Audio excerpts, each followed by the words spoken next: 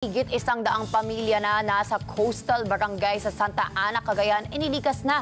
Samantala, bagyong Marce hindi pa maglalandfall sa Cagayan pero dama na ang napakalakas na hangin na may kasamang ulan. Si Erlo Bringas sa detalye. Erlo?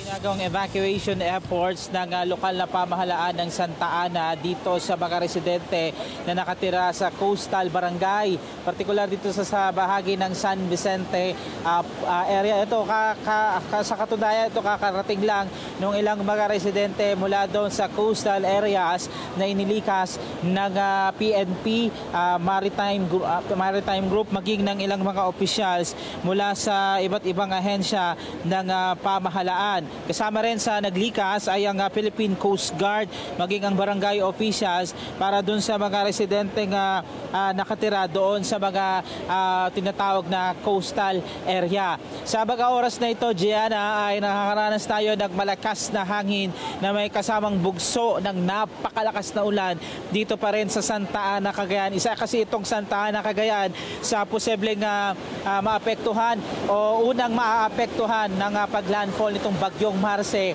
na inaasahan ngayong hapon. Dito sa likuran ko, Gianna, ito yung isa sa mga evacuation centers na itinalaga dito sa San Vicente Elementary School. Pero magkagayon man, ang sabi ng mga otoridad dito, safe naman ito kahit papaano kasi malayo doon sa coastal area na pinaglikasan ng mga residente. Nangangamba naman yung ilang mga residente rito dahil sa lakas na hangin na dala nitong bagyong Marce, hindi pa man ito nakaka-landfall dito sa kalupaan ng mainland Cagayan. Kung kaya panawagan nila ay sana ay huwag magkaroon ng malalang epekto itong bagyong Marce. Naghatid na rin ng tulong ang lokal na pamahalaan ng Cagayan sa mga residenteng apektado nitong bagyong Marce na nasa mga evacuation center na. Patuloy naman ang ginagawang evacuation effort ng ating mga autoridad, mga uniform personnel doon sa mga kababayan nating nakatira pa doon sa mga tinatawag na critical areas o barangays dito sa iba't ibang panig ng Santa Ana, Cagayan. At yan muna ang update mula rito sa bayan ng Santa Ana, Cagayan. Balik sa iyo, Gianna.